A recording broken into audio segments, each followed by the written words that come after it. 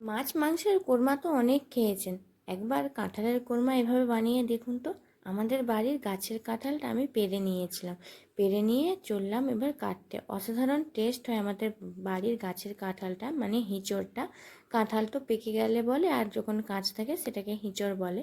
তো আমি হিঁচড়টাকে কেটে নেব। আমি যেভাবে হিঁচড়টা কাটি তাহলে সেভাবে বলি। একটা পাত্রে জল নিয়েছি, তার মধ্যে 2 চামচের মতন ওই আটা দিয়েছি, গমের আটা। আর হাতে খুব ভালোভাবে বঁটিটায় ভালোভাবে তেলটা মাখিয়ে নিচ্ছি।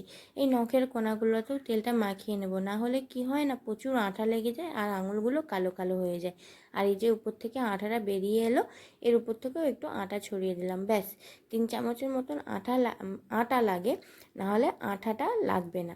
অবশ্যই কিন্তু এভাবে কাটবেন, দেখবেন আপনার যে কাঁঠালটা হয় মানে হিঁচড়টা, ওইটাও একদম সাদা হয়ে থাকবে, আর কালো হবে না, আর আপনার হাতে বটিতে কোনো অসুবিধে হবে না। তো আমি এখানে হিঁচড়ের ছালটা একটু মোটা করে ছিলে নেওয়ার পরে এভাবে টুকরো টুকরো করে কেটে নিলাম।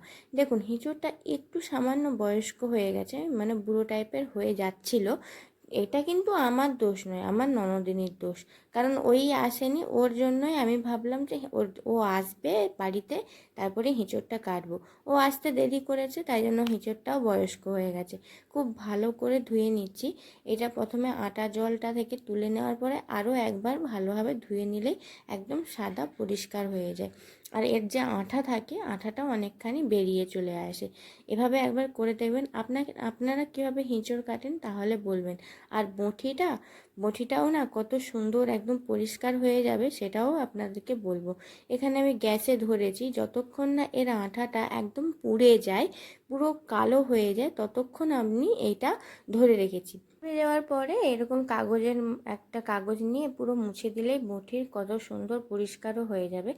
আর কড়ার মধ্যে জল নিয়ে নিয়েছি, আর 1 চামচ নুন আর 1 চামচ হলুদ দিয়ে জলটা একটু ফুটে আসার অপেক্ষা করায় এরকম কাঁঠালগুলোকে দিয়ে দিলাম।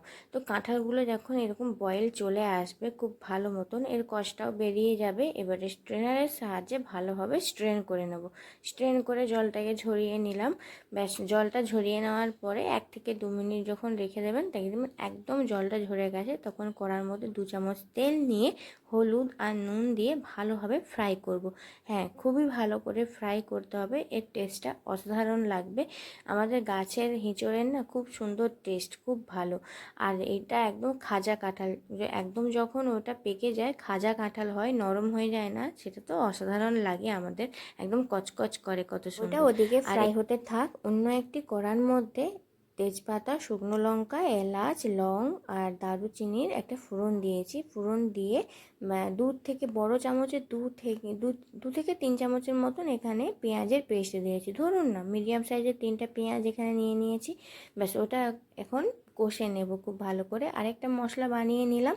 এই যে কাজুটাকে আধ ঘন্টা আগে ভিজিয়ে রেখেছি, 2 চামচ কাজু, একটা বড় সাইজের টমেটো, আর আদা রসুনের পেস্ট বড় চামচের 1 চামচ দিয়েছি। অনেকটা পরিমাণে আছে না কাঁঠালটা, আর কাঁঠালে একটু ভালো করে মশলা দিতে হবে, না হলে কিন্তু খেতে অতটা ভালো লাগবে না। ব্যাস, আর কোনো তেমন মশলা ইউজ করিনি।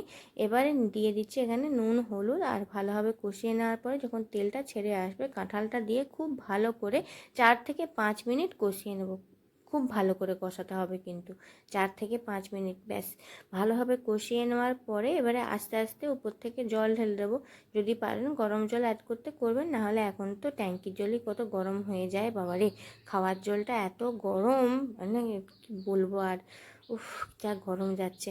ব্যাস, এখানে দেখুন কষতে কষতে কি সুন্দর কাঁঠালগুলো সিদ্ধ হয়ে গেছে। আর কাঁঠালটা যদি আরও মানে আগের সপ্তাহে যদি নিয়ে নিতাম না, অসাধারণ লাগতো আরও। ব্যাস, এই তো হয়ে গেল কাঁঠালটা আমার কষানো। এবারে দিয়ে দিচ্ছি এখানে জল।